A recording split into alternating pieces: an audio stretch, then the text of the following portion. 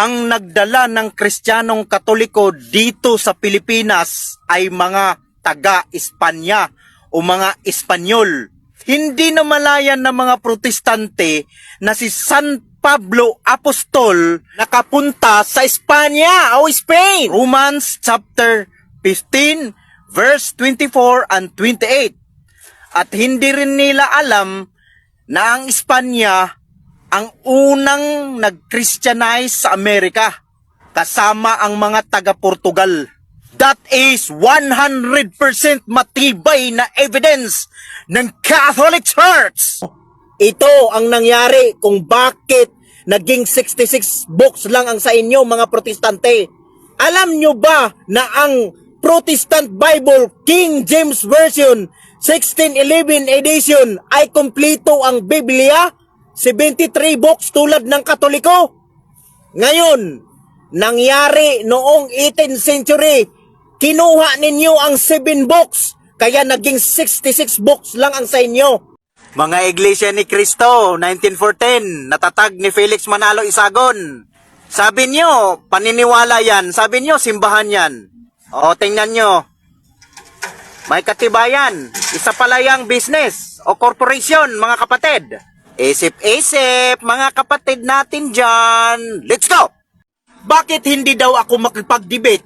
Matagal na akong nakipag-debate. Hindi lang ako nagpapakita sa social media. Marami na akong naging debate. Pero yung ibang Catholic faith defender ay ginawa ang debate. Formalities yun. Pero sa akin, kahit nasa ibabaw ng kahoy, kahit nasa palayan, kahit nasa yungib, kahit nasa dagat, makikipagdebate ako sa inyo. At kung makipagdebate ako, gusto ko, andon lahat yung mga membro ninyo para marinig nila lahat ang ating pinag-usapan, ang ating mga dialogo o diskusyon. Yan ako, makipag-debate. Wala akong inaatrasan. Kayo mga pastor, bakit pag makipag-diskusyon kayo, pinaalis ninyo yung mga membro ninyo? Kami mga Katoliko, hindi namin pinapaalis yung mga Katoliko. Pinarinig namin sa lahat. Walang pabor-pabor sa amin mga Katoliko, mga Catholic faith defender. Lagi tayong handa. We will continue to defend our faith. That is the Catholic Church. No one can break until all ages. Marami na akong narinig na mga maaanghang na salita. Pupuntahan daw nila ako. May gagawin daw sila sa akin. Hindi tayo natitinag. Dahil sinabi ko na sa inyo mga kapatid kong Katoliko, I offer my life for you. I will die for you.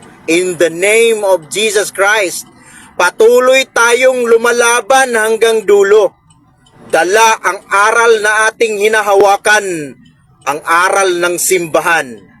May the God of peace be with you, with the Holy Spirit, even to the end of the age. Alam nyo ba na walang saysay makipag-usap sa mga taong sarado ang isip? Kahit may ebidensya na, litra por litra, matigas pa rin ang ulo. Yan ang mga Protestante.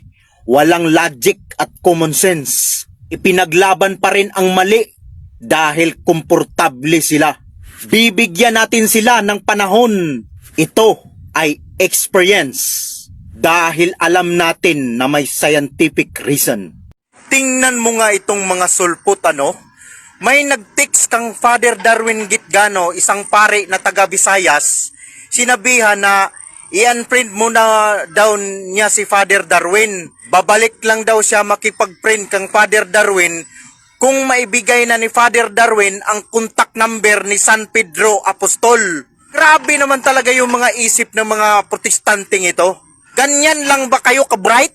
Ganyan lang ba ang naabot ng inyong mga utak? Wow, grabe. Believe na ako ng mga utak nyo. Contact number? Hinihingian? Yung pag-imbento nga ng cellphone, modernong panahon na, tapos sinabihan pa ng contact number? Anong utak yan? Wow, kawawa ang kaluluwa mo, boy. Guys, what if ha? What if ato ni silang i-challenge? Tanawon ta magini sila ba? Pero sa dili pa na nato i-challenge sila no. Ato ning basahon ning isa ka comment diri no, ingon siya sangyawan mo aron makamatngon mo nga walay palahubog nga makapanunod sa gingharian sa Dios kay daghan kaayong mga palahubog sa RCC. Gawas pa mga talamiya. Unsa nang talamiya guys? Sugarol, adik, mangunguot. Giunsa ka pagtudlo sa pari. Nga wa gyud mausab. Pari na po ang pakasadon. What if ato ni silang i-challenge no? Mao gini lang gamiton nga ang Roman Catholic Church wa gyud ka disiplina sa mga tao gumikan ani mga giingon nilang bisyo no. Sugarol, adik, no? Mangunguot, unsa pa na dihang mga tanang klase sa bisyo sa mga dili maayong buhat naa sa Katoliko, matod pa. No kay limpyo man kay ni sila, limpyo man kani sila. Ato ni silang i-challenge guys. Kay gusto man gyud ko magkaha mong kausaban no. Kay kamo may insakto, kay perfect man kay nang inyong grupo. So ato ni silang i-challenge. Nga adto ni nato sila pasangyawon sa mga balay kahilayan. Unsa ka no? Murag maayo siguro nga adto ni sila sa sabungan. No, naay mga imnanan o tanang balay sa kahilayan. Unsa kag adto mo manuktok didto no? Adto mo magsangyaw kay basin pa lang di ay mutuo na sa inyo ha. Kay ngano? Inyo mangong ipasangil og pari. Ni ang pari o man namang nagtudlo ana. Bisag unsaon pagiya ang tao na may iyahang kabuot. Ala, kay nagsigi mamong sangyaw. Asa kay mas maayo no? Challenge mo na mo nga adto mo sangyaw sa mga balay kahilayan no. Basin pa di ay kay kining uban diha o og ninyo na. O problema man na sa asawa kay di man magpabadlong ang mga bana mo adto man gyud sa sabungan. Kay nahimo na lagi ng bisyo. Mo adto man gyud sa imnanan, mo adto man gyud sa sugalan. Problema na sa asawa ug mga ginikanan. Niya karon kay di man gyud na mabadlong, di man gyud sila kada kay mga gahi man na sila mga alimpatakan. O samot nang pari nga dili kada adlaw naguban. Hay may maayo ka. Basin pag kamoy makapausab. Kay daghan ra bang ni timonya diha no, naay ni mga nag-comment na matod pa niya ug wa siya masud ang grupuha. Kani nag-comment guys kay SDA ni siya. Ug wa siya mapunta ang grupuha, wa siya nausab, nawa iya tanan bisyo. So basig din higayon na magkasabot ano. Kay di man gyud mada sa pari na. Naay panag-ingnan sa isa ka pamilya, butang ta pamilya. Naagyoy malahi. Sa isa ka buling lubi daghan kayong bunga naagyoy malahi. Katong gilakdag buwan katong ginganlag buang nga bunga. Ingon ana na siya guys, no? Kay wa man natudloy na may tulid nga dan gitudlo niya liko-liko man gyud na siya. Basig kamo pay makapausab. So mahurot ang among bilib kung adto mo musangyaw dito sa mas nagkinahanglan matod pa magkinahanglan o galuwasan mas nindot kung kamoy musangyaw siguro nila kay basin pa day madanin nyo no.